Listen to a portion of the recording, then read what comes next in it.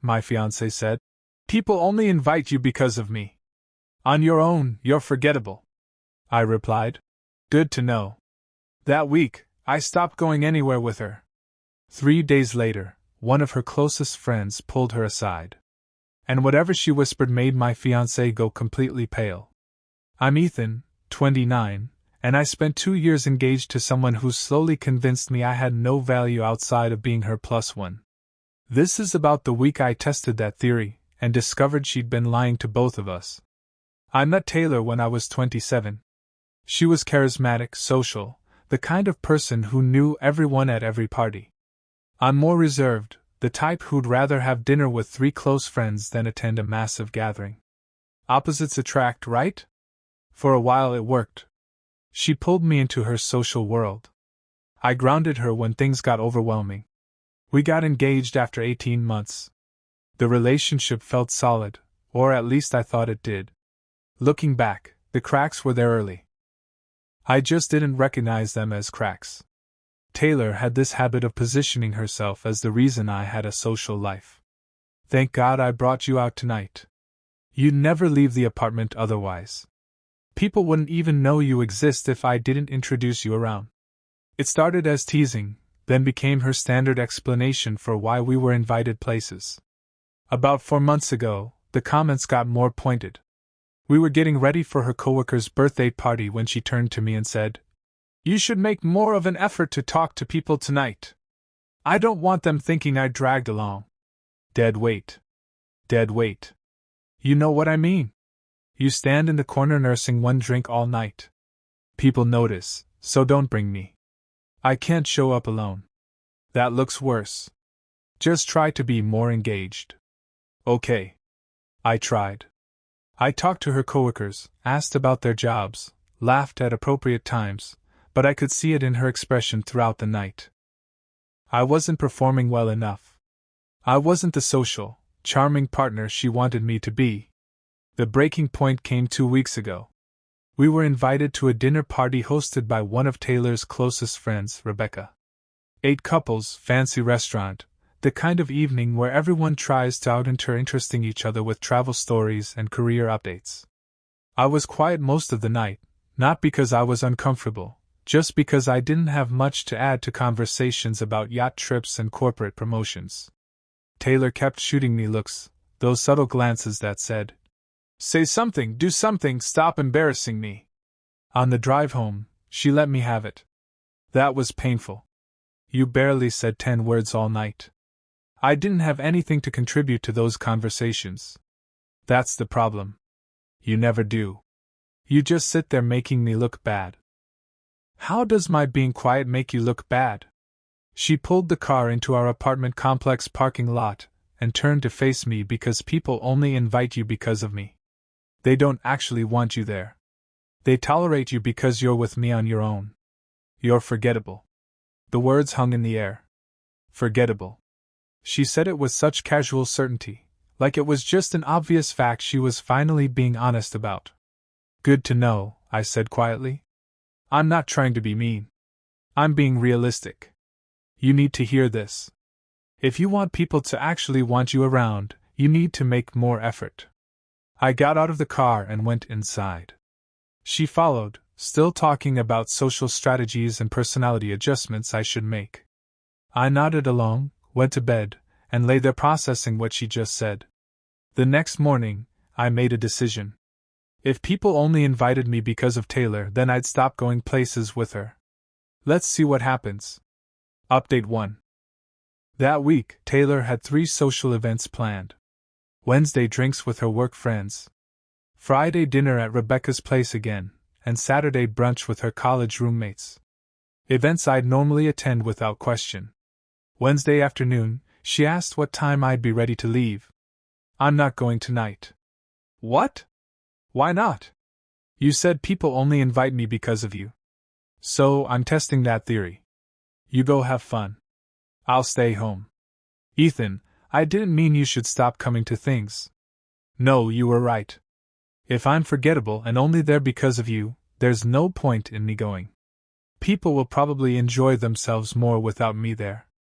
You're being ridiculous. Maybe, But I'm also being forgettable at home where it won't embarrass you. She left for drinks without me.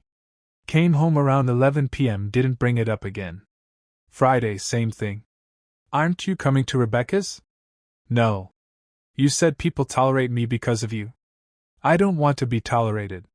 You go enjoy yourself. People are going to ask where you are. Tell them I'm being forgettable somewhere else. She went to dinner, came home around midnight. This time she seemed agitated. Rebecca asked about you.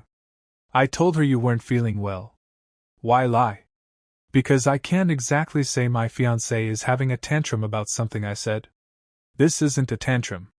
This is me respecting your assessment of my social value. Saturday morning, she was clearly stressed. The brunch with her college friends was the big one. The group she saw most regularly. The one she talked to almost daily. You're coming to brunch. No, Ethan. Enough.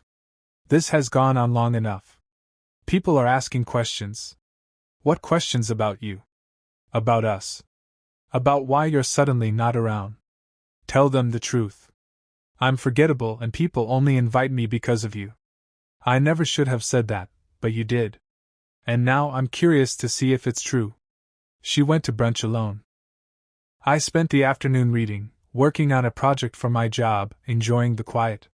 She came home at 4 p.m., walked in looking shaken, pale, didn't say anything, just went straight to the bedroom. I gave her an hour, then went to check on her. She was sitting on the bed staring at nothing. What happened? Nothing. Taylor, you look like someone died. What happened at brunch? She looked up at me and I saw something I'd never seen in her eyes before. Genuine uncertainty.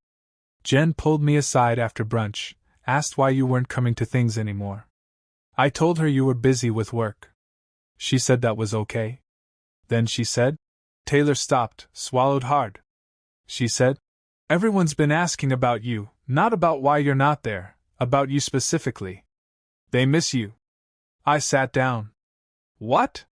Jen said people like you. That you're one of the few people at these gatherings who actually listens when they talk. Who remembers details about their lives.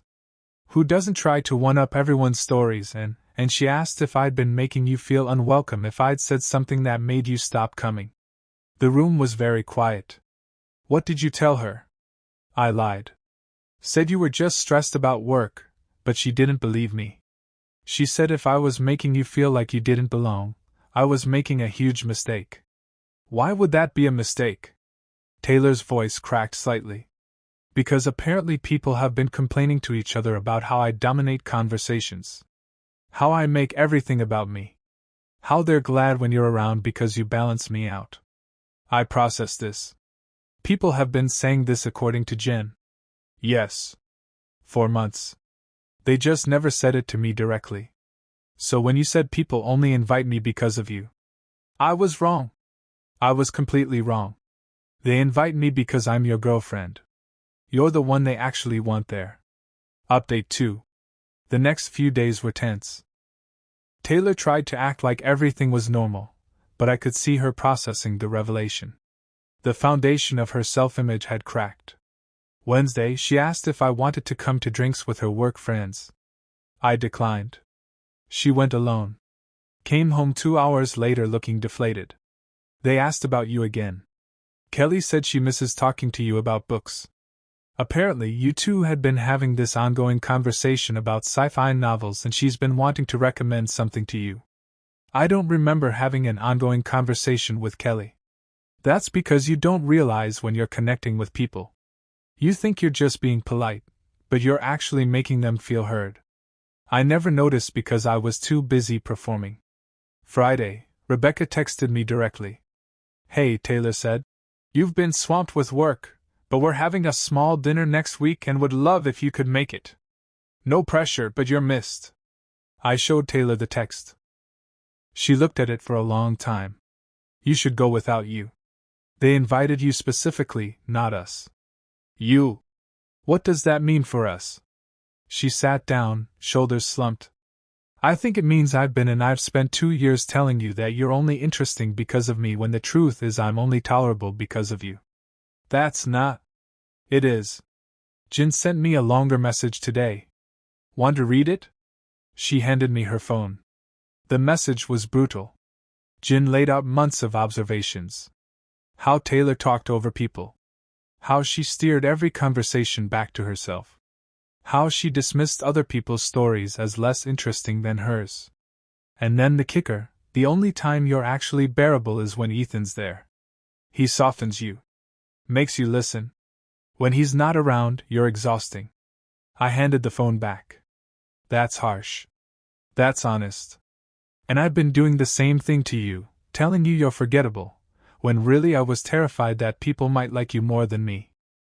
Taylor, I need to figure some things out. About myself, about how I treat people, about how I've been treating you.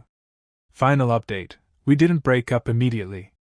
Taylor started therapy, working through her need to be the center of attention.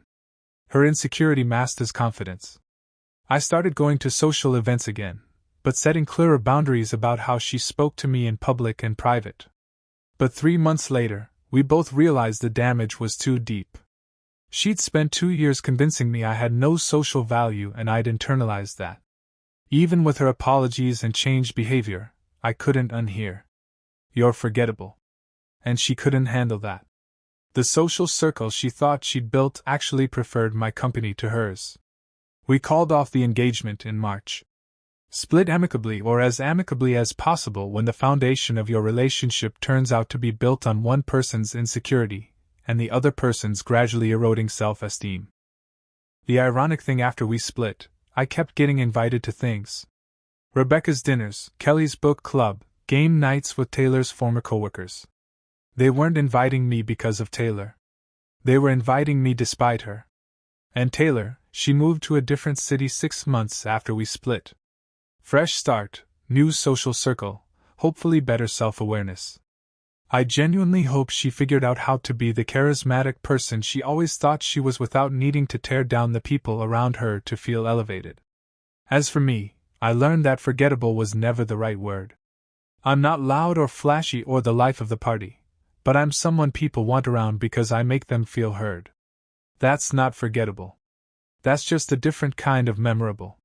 The moment Jin whispered whatever she whispered to Taylor at that brunch, the moment Taylor went pale and realized her entire social perception was inverted from reality, that was the beginning of the end. Not because I wanted revenge or vindication, but because we both finally saw our relationship clearly. She'd built her identity on being the reason I had a social life. When that turned out to be false, she had to confront who she actually was. And I had to confront that I'd spent 2 years accepting someone's diminishment of me as truth. We were both wrong about a lot of things, but she was most wrong about me being forgettable. The 3 days it took for her friends to notice my absence and start asking questions proved that. Sometimes the cruelest thing someone can do is convince you that you don't matter. And sometimes the kindest thing you can do for yourself is test whether that's actually true. Edit. People keep asking what Jin specifically whispered to Taylor. I never got the exact words, just Taylor's shaken recounting of the conversation. But based on how Taylor reacted and what she told me afterward, it was something along the lines of, "Everyone's wondering where Ethan is and why you keep coming alone. We like you, but we're here for him, too." The specific words mattered less than the message. Taylor's entire perception of our social dynamic was backwards. Edit 2. For those asking if I felt vindicated, not really. I felt sad. Sad that it took me completely removing myself from situations for anyone, including me, to realize I actually belonged there. Sad that Taylor's insecurity had warped both of our perceptions for so long. Vindication implies winning something. Nobody won here.